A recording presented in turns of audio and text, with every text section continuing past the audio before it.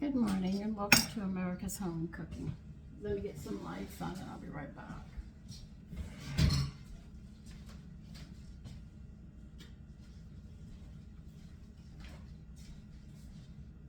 Okay, I'm going to show you something else with a knife that you can do, which makes your chopping easier. And believe you me, I'm not good at it, so forgive me. What we're going to do is I'm going to put you down so you can see. We're going to slice, but what we're going to do is go in a motion. Let's see if I can get you to see this properly. We have it at a point, and we come down like this, and we rock it back and forth, which actually gives it a rotating circle, you see? That's how you do it. I'll go on the side again and show you. You come here, you cut. Anyway, I just did it. Yeah, here it is. And this is how you do it. It's a circular motion. I have to think about it because I don't do it often. But that's the motion you do to chop. Now, another part of this is I've been teaching you to put your knuckles like this because the knife's going to come down on the side, right? So if you have it in this motion, right, you're going to come down. Watch very carefully. I'm not very good at this.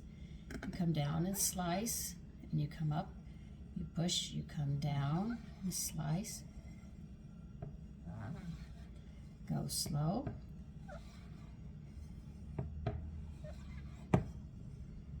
Now, what did you notice?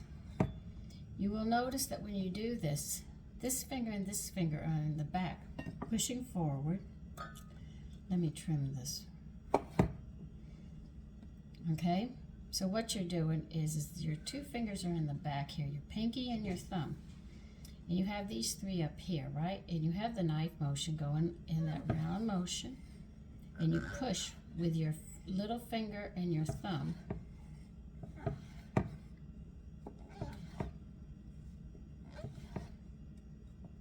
Oh, sorry.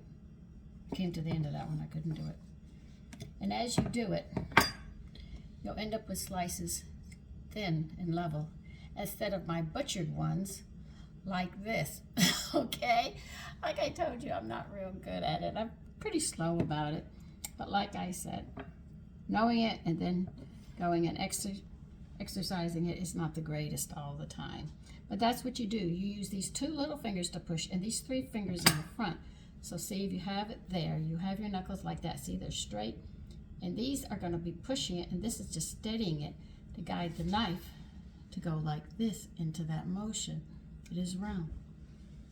Because the motion is round, okay? And you'll notice that your slices are more level. I'm worried about my fingers, if you must know. That's what I'm worried about. Because, listen, I've got 4 fingers repairing from my episode, but this is how you chop and make it thin. You don't have to worry if you have the motion of the knife going, and it's awkward. It's very awkward for people, but don't worry about it. We'll get it down. If I can do it, dang, you can.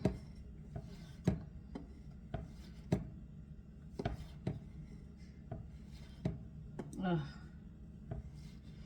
I get close to my fingers, I hit the panic button. I really don't want to cut them anymore. But you can see you can get them real thin.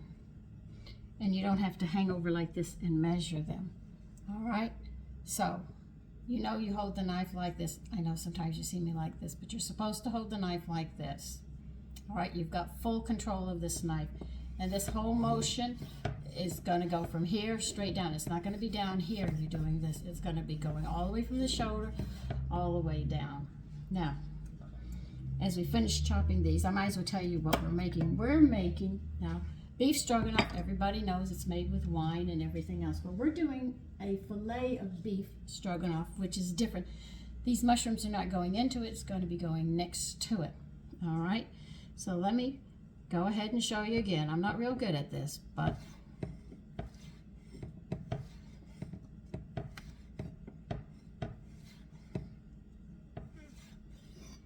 and you can see they come out in nice slices, okay? So that's how you do it. Go slow and go steady, and you'll get it down. You'll probably be better than me because I'm an old girl now. I'm sort of stuck in my ways, but, you know, that's how it is.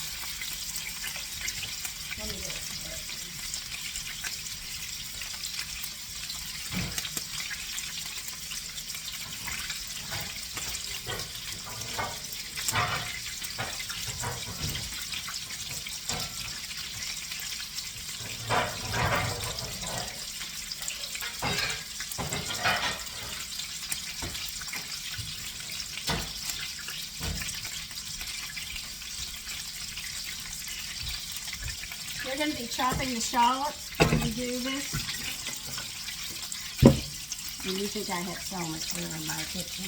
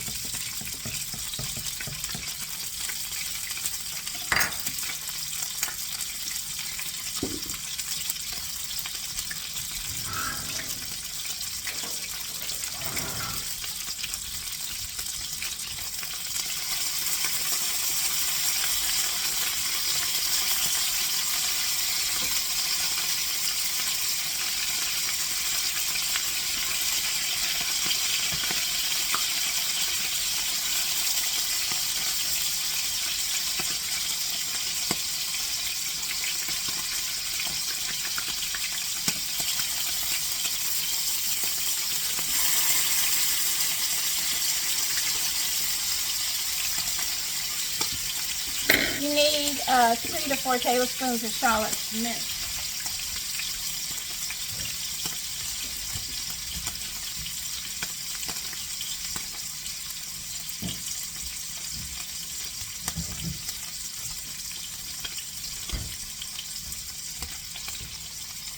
We want these cooked like this. We're going to put them in there. We're going to make sauce. We're going to pour over them, but instead of doing it with the sour cream and the mushrooms and the wines and everything, this one is done much different. And this is why we're doing it this way.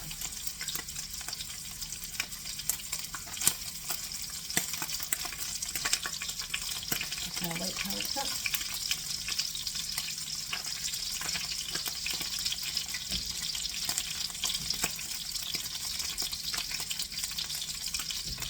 Because it's hot, it's going to be doing it in a hurry. It will be done.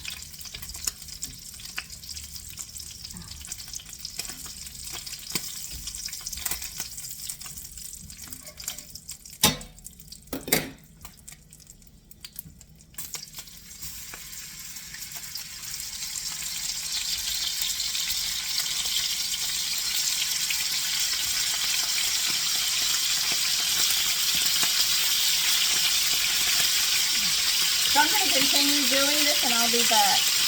Okay, as you brown these, because you're going to move quickly, you're going to get some salt and pepper, combine it, And as you pull them out, they're going to be salt and peppering them.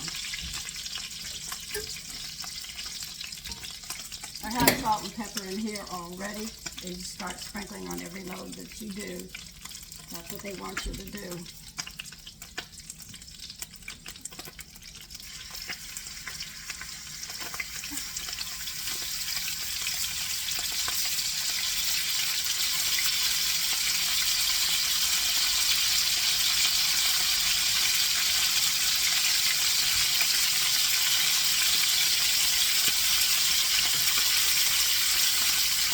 And as you can see, they are cooking very nicely.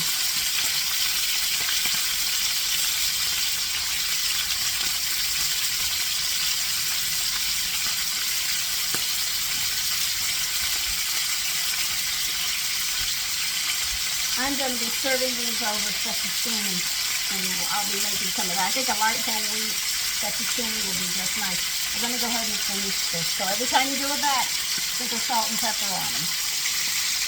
Okay, we're going to turn this flame down because of what we're going to do. You're going to put the shallots in it. We're going to start adding stuff to it now.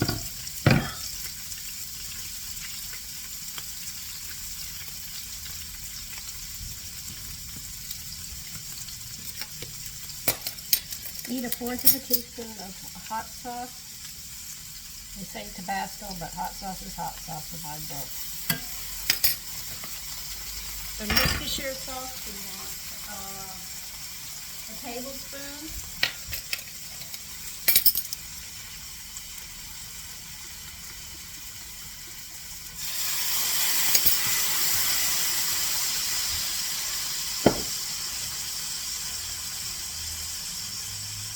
They want tarragon.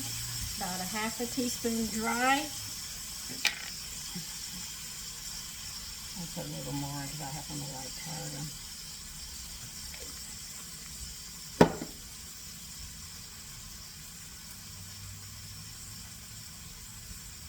More salt and pepper.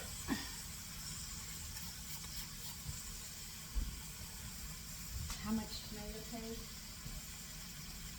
A tablespoon of tomato paste.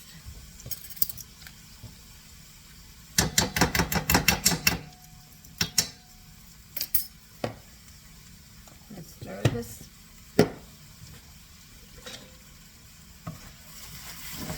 See why you keep the flame low? You had to turn it down low. Now we're supposed to have 2-inch strips, but this was the only one I could find. That's why I used the thin strips here, but they really want it 1 inch thick and 3 inches long. But I use what I have. Don't always have what they have, or I can't find what I'm looking for. So I sit there and do that. All right, the next thing we're going to do is, I strongly recommend you turn this off.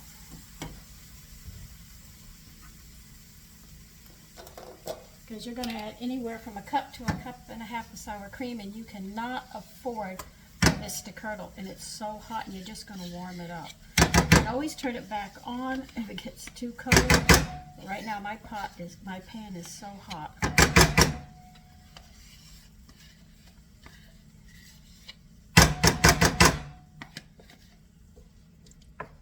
So you just want to heat this up, and then you're going to pour it over that.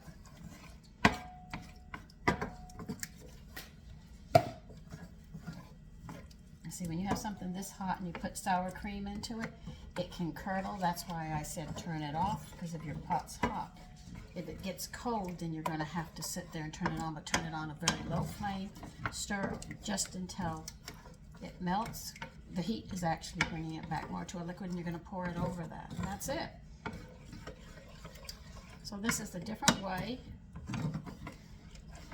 See, chefs all don't make the same. If you make beef stroganoff one way, every time you have it, everybody knows what it's going to taste like. But when you sit there and take these meats, and each chef has a different way and a different twist on theirs, you end up with varieties. And you don't always end up with the same recipe done the same way. And when they have it, it becomes ho-hum. So I keep my sons, I used to keep my husband till he got sick.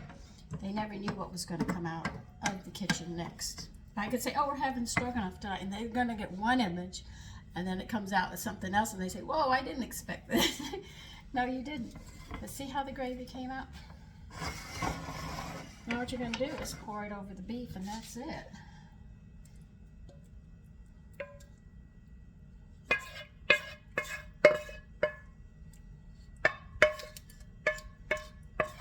So when you don't have something, you know how to maneuver, you can get around it. Not always the greatest ideas, but hey, we learn through our mistakes. That's where we really get it.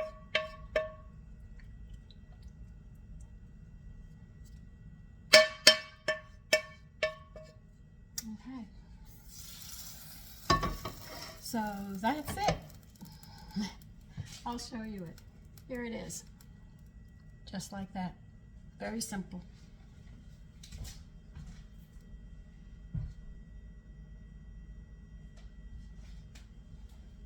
How does it taste?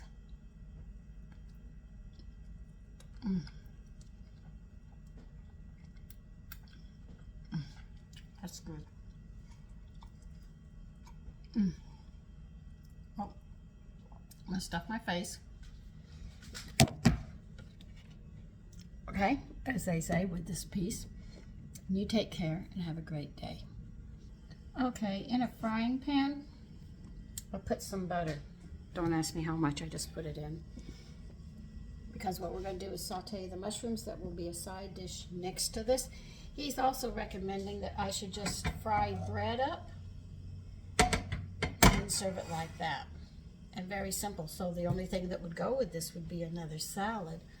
Because you've got the starch and you've got the protein, you have the cream sauce, vegetables, you have everything.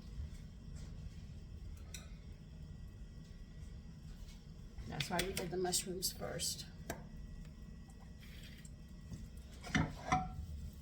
Just waiting for this pan to get hot.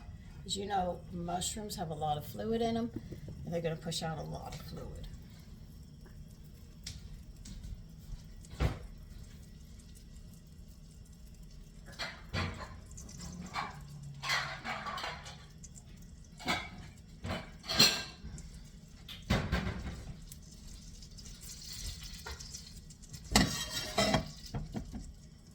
Do I have a mess to clean up? Sure. I already did dishes once, and I'm going to be doing them again.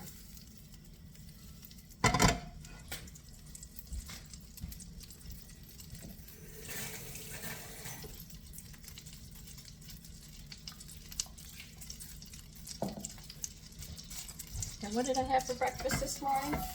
I had some yogurt, and I had one of the muffins I made yesterday. Now, you have to realize when you use these whole grains, they are heavier than when you use white flour. The whole thing was because of the royal families in Egypt wanted to separate them, the people, the common people, as they say, set the commoners from us because we're higher up. Well, we're not. Because you're at the station, you're still human, you know. So we got accustomed to having the lightest and the widest, when actually the most healthy would actually be us having the whole grains. So when you make them, you'll notice that there's more volume to them. But that's because of the whole grains. You're getting all your vitamins, your minerals, your oils, and everything, so you're doing good.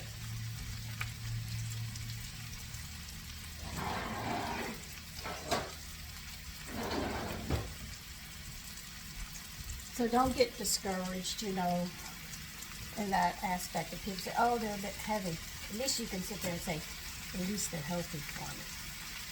And then when you get older, you can sit there and look at them and say, well, you're falling apart and I'm healthy, so what can you say? You have them over a barrel then. And then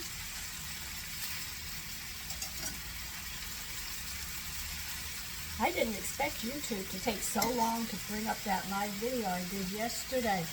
You know, that tells you. But anyway, this first time I actually cooked, but I told you point blank, if I do a live cooking, I can't talk to you or see your messages because I'm going to be cooking. And I will mess up a ton. If I start answering people, I'll forget what I'm doing. I put mushrooms on a high, a really high one, because there's so much water. I want the water to evaporate, and I wanted the taste of butter, and I've got to get some salt for them.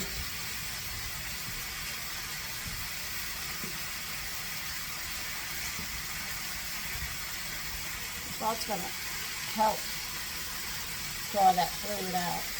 I need a little more than that.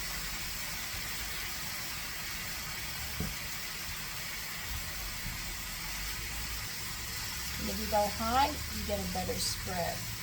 Remember that, going high, it covers more. When you're closer, it's just a little dribble in one spot.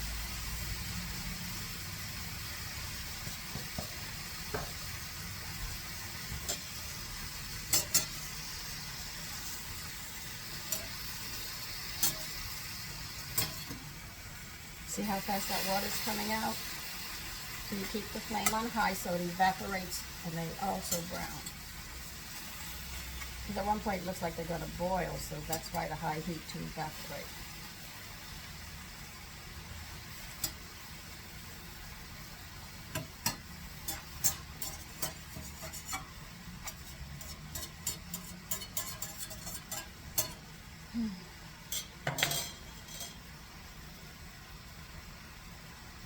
I could fry bread. It'd be interesting. I'll see how he wants me to do it. See, my son has a different image of what the beef stroganoff was going to be. He said, oh, he gets this image, but he's going to get something different than he expects. And he said, wait a minute. I didn't expect that. That's right. You don't always expect.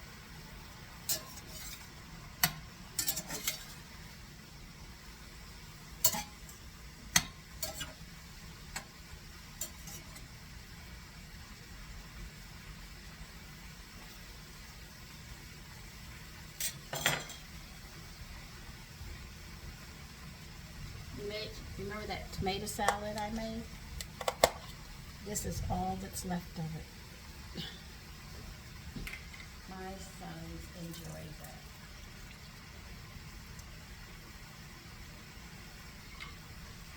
So that's what we're going to have today to finish it up.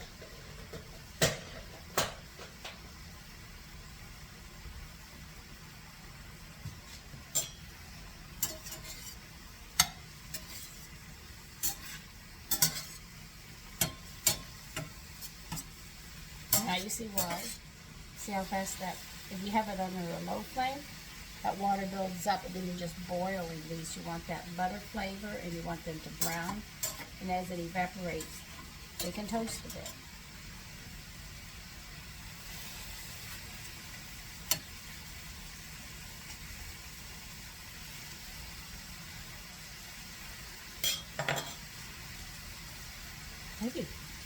I think mashed potatoes would go well with this too, you know, a creamy one. Maybe garlic mashed potatoes would be nice. But I got French bread.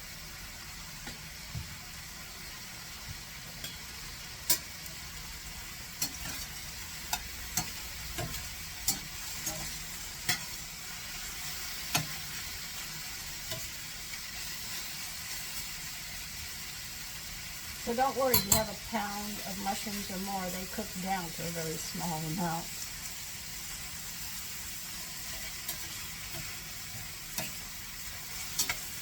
The fluid's gone.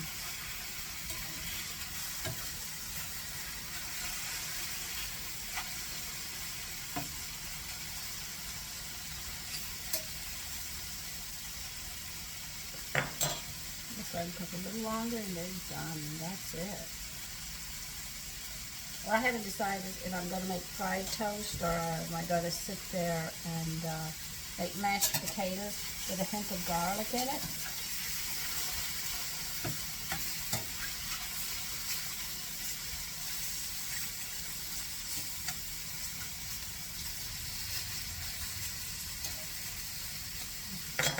So there's many different ways you can go with this dish, okay?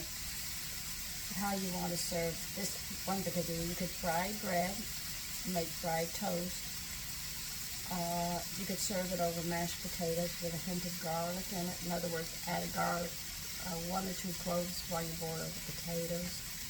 And that would give it the garlicky flavor. Or a creamy one, if you want to make some really creamy mashed potatoes. If you want to put it over pasta, you could.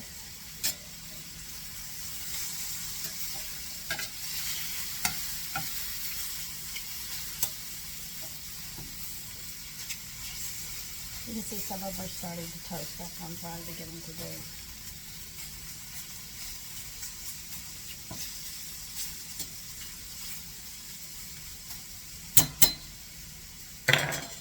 And it's still on high heat.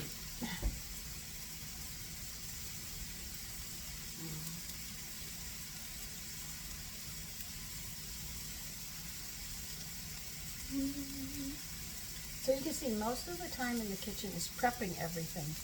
And when you get to the actual cooking, the cooking is very little. A lot of people don't know that, but it's actually the prepping that takes the time. And do take your time cutting. You've learned from me. Listen, I've swiped this one, poked it. I've burnt a couple, sliced some on this finger too. Cut my nails off by accident. Had to trim those.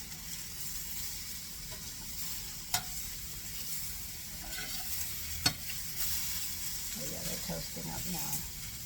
I don't want them all toasted. I just want some to give that contrast of color. I'll show you. See the contrast of colors? That's what I wanted.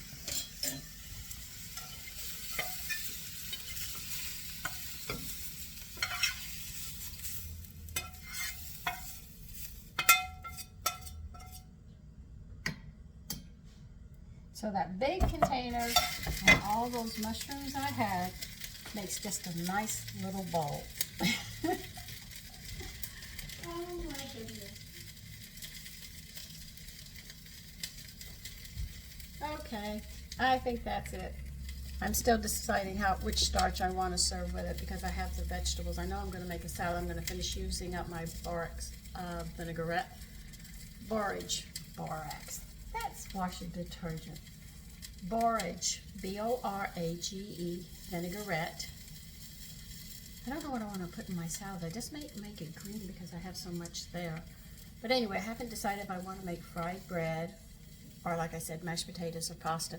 But whichever choice you make, just think of the flavors and how they'll go together. And then you'll know how well your meal will taste. Okay? Enjoy your day.